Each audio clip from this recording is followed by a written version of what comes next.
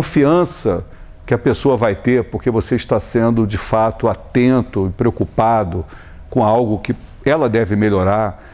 Você tem a intenção de vê-la melhor, você tem a intenção de resolver, você tem a intenção de, talvez para um grupo maior de pessoas, num contexto maior, você chegar a uma melhor solução.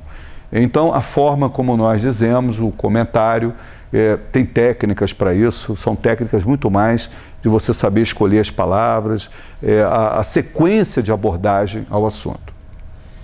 Se possível, evite palavras como sempre, nunca, perfeitamente, totalmente.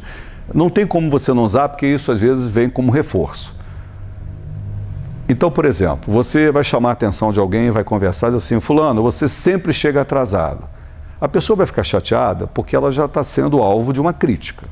Então, isso já é o motivo para colocá-la na defensiva. E ela vai dizer assim: puxa, isso é mentira, eu só chego atrasado 2 vezes por semana. Toda semana eu chego atrasado 2 vezes ou 3. Não é sempre, sempre seria todo dia. Então, a maneira como as pessoas colocam, às vezes, assim, quando elas estão sendo atacadas ou criticadas, elas ficam, às vezes, muito objetivas, elas interpretam muito ao pé da letra. E se você não colaborar, no sentido de ainda colocar algo que fica mais intenso, obviamente você tem chance de fazer com que a comunicação dê uma escorregada. Nesse slide, nós temos alguns tópicos, agora já de ordem macro, que eu diria que são muito mais consequências dos que nós acabamos de ver no anterior, como o caso da liderança. A liderança é um conjunto de competências que eu exercito, e o que nós discutimos ali no slide anterior, claro que estamos resumindo isso aqui, né? Eu estou procurando ilustrar com algumas coisas que você pode, assim, lá no início, ter perguntado ou imaginado: puxa, o que eu vou ver nesse curso? Que tipo de competência, de conceitos? Não são todos, eu estou procurando, assim, procurei fazer uma síntese de alguns, talvez, assim, os mais relevantes. A liderança é uma consequência dos seus valores, da sua formação, da maneira como você tem para lidar com as pessoas, e aquelas técnicas citadas, elas são reforço. Elas estão aqui do teu lado, elas estão te apoiando, elas estão junto contigo, facilitando que você possa ser um líder ou usar esse conceito de uma maneira cada vez melhor. Trabalho em equipe. O mundo hoje, eu deixei para falar sobre equipe agora, mas no início, quando eu estava comentando com vocês sobre a distribuição dos trabalhadores do mundo, o perfil que nós temos hoje, né, dentro da força de trabalho, as pessoas que estão envolvidas no conceito da produção para o mundo, a geração de ideias, de produtos, de bens, de serviços, de lazer, né, de melhoria, de tudo isso que nós conhecemos, o trabalho básico é em equipe hoje. Não dá mais tempo de você ter uma pessoa sozinha, cuidando de gerar um resultado, seria muito lento. Se você não tiver uma ideia hoje, rapidamente trabalhar com a equipe, colocar em prática e continuar avançando, alguém vai ter essa ideia, vai rapidamente superar. Nós estamos cheios de ideias históricas aí, relatos de grandes empresas, o próprio Google é um que tem todo um monte de lendas urbanas, né? Eu até hoje não sei se tudo que é dito é verdadeiro, mas uma delas é que um brasileiro tinha um produto muito parecido e era perfeccionista e quis desenvolver bem antes de lançar. E outras empresas, como, né, o próprio Google, usaram, colocaram logo a ideia e foram aperfeiçoando. É o famoso trocar o pneu com o carro andando. Então hoje é quase isso. E só dá para fazer troca do pneu com o carro andando com muita gente trabalhando em equipe ao mesmo tempo. É só olhar a Fórmula 1 para ver como o processo, para ser competitivo, ele tem que ter realmente, cada um fazendo bem a sua parte, mas com uma visão de equipe.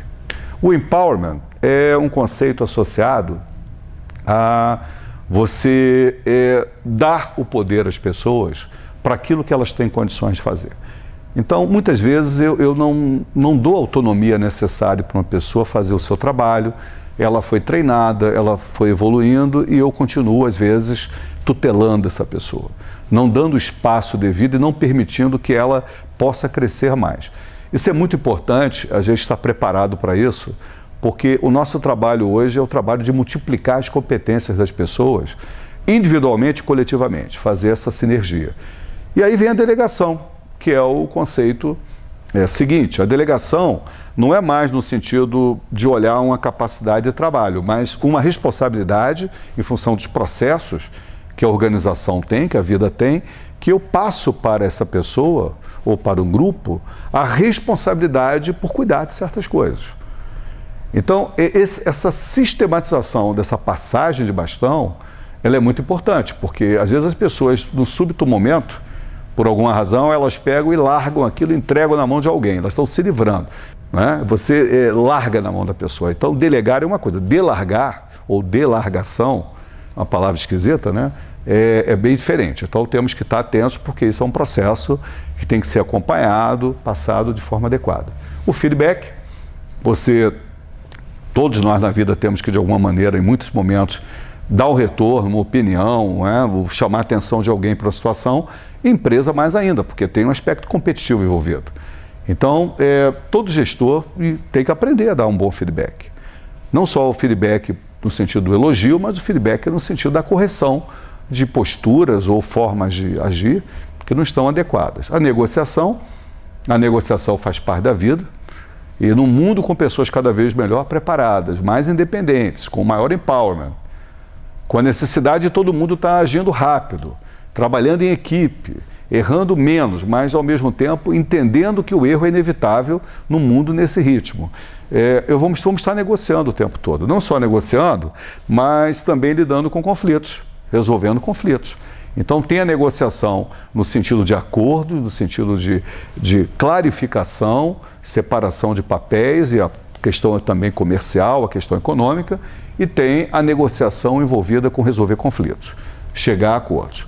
Processo decisório, nós temos cada vez mais a necessidade de decidir e decidir rápido. E decidir rápido, além das técnicas que nós temos hoje, vamos dizer assim, mais objetivas, nós temos hoje muitas questões comportamentais envolvidas. Como é que meu comportamento, meu viés de comportamento, toda a minha formação e algumas armadilhas que nós conhecemos hoje, muito bem, a parte hoje associada a essa disciplina de decisão, processo decisório, ela tem a necessidade de nós prepararmos os gestores, os especialistas que estão envolvidos mais com isso, pelas armadilhas de comportamento. Existe todo um estudo hoje recente, né, de algumas poucas décadas para cá, que nos auxiliam muito. Uma outra questão é a avaliação comportamental de desempenho. Nós temos vários instrumentos hoje, chamados inventários comportamentais, que nos ajudam a entender melhor o jeito, a postura básica das pessoas. E não só está compreendendo esse comportamento, e nesse sentido a palavra avaliação ali não está adequada, ela ficou junto com o desempenho, mas seria assim, compreensão comportamental. A compreensão comportamental e a avaliação de desempenho, elas andam juntas. Hoje a gente precisa conhecer para que a gente lidere melhor, para que nós possamos gerar resultados cada vez mais consistentes. O coaching.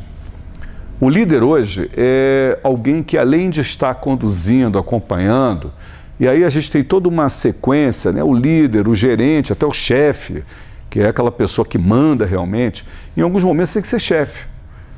Em outros momentos é o gerente, você é alguém que organiza, controla, mas de uma forma mais participativa. Em outros, espera-se um percentual cada vez maior, você é um indutor. Você é um grande facilitador, né? Você é alguém que mantém até toda uma cultura, toda uma ideia, uma filosofia que, naquele contexto, daquela organização ou do grupo de pessoas, precisa ser estimulado, precisa ser alavancado. Então, o coaching é a maneira de preparar essas pessoas, esse pipeline da liderança que nós comentamos lá atrás, para resultados melhores.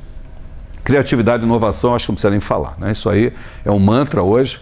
Temos que estar o tempo todo envolvidos com a criatividade, em aperfeiçoar, em melhorar. Então, criar e inovar são sequências dentro de um processo que precisam ser preservados. Gestão da mudança é um outro tópico que tem a ver com os projetos em andamento. A sociedade hoje é uma sociedade muito projetizada.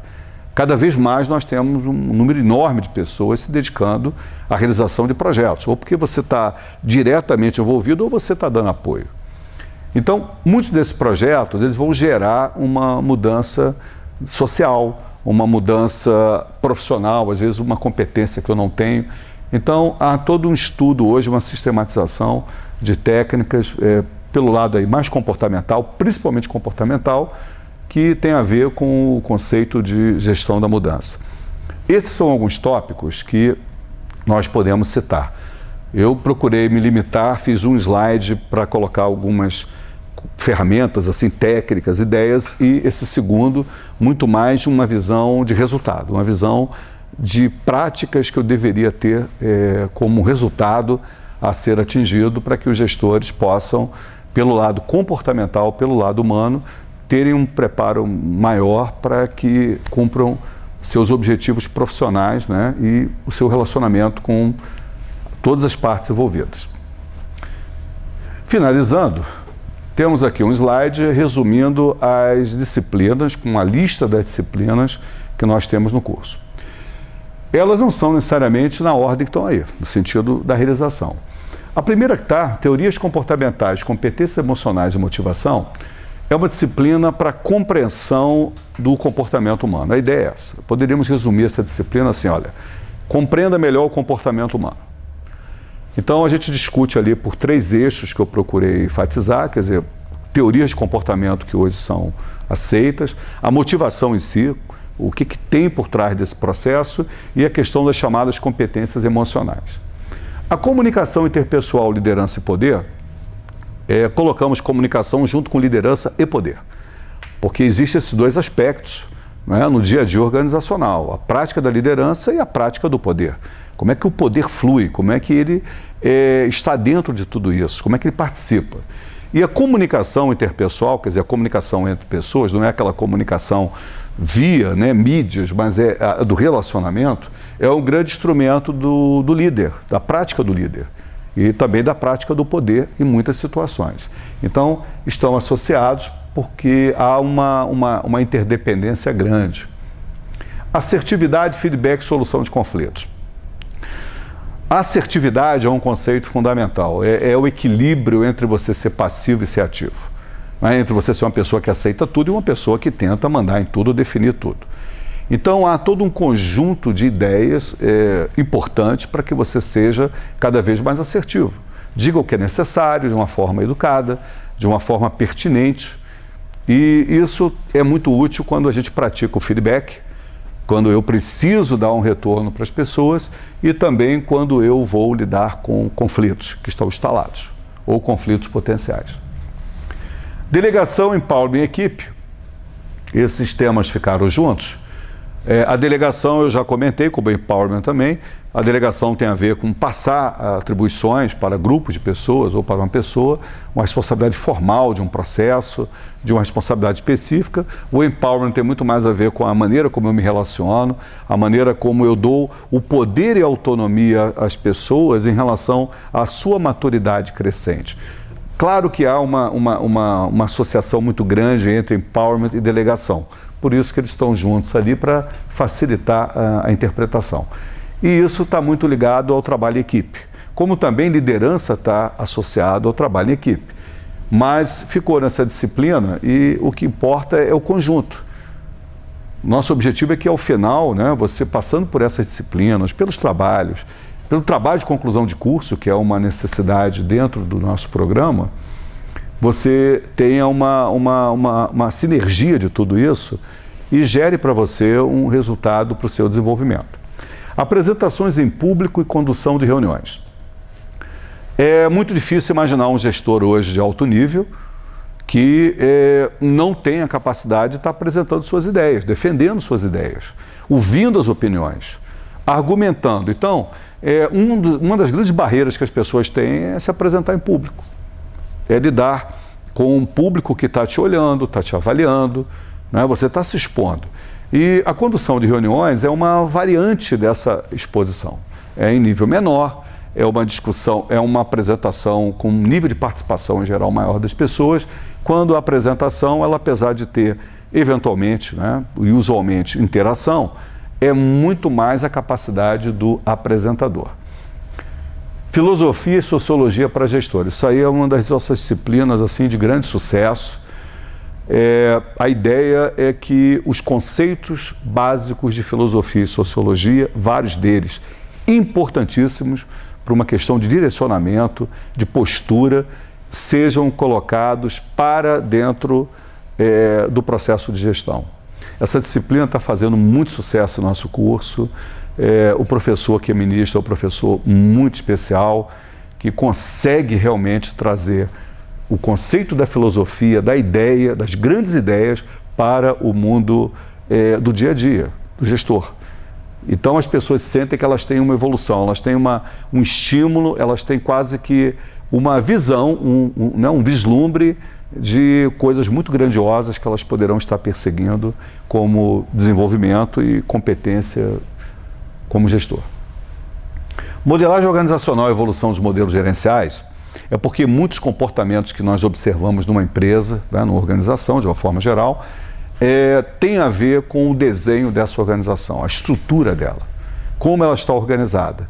Então, como isso tem muito impacto na maneira como as relações ocorrem, de poder, de liderança, as disputas, então achamos pertinente colocar também no nosso programa, já que o programa é todo comportamental, a influência desse desenho no nosso dia a dia. Porque às vezes você pode achar que o problema é de uma pessoa ou de outra, mas não é um problema do desenho da estrutura organizacional, a forma como a governança está estabelecida. Ética, governança corporativa e responsabilidade socioambiental. Eu acho que só o título por si já define tudo, né? Esse título, eu acho que é um dos assuntos que estamos incorporando hoje, quase todos os programas, todas as grandes instituições do mundo têm uma disciplina voltada para isso.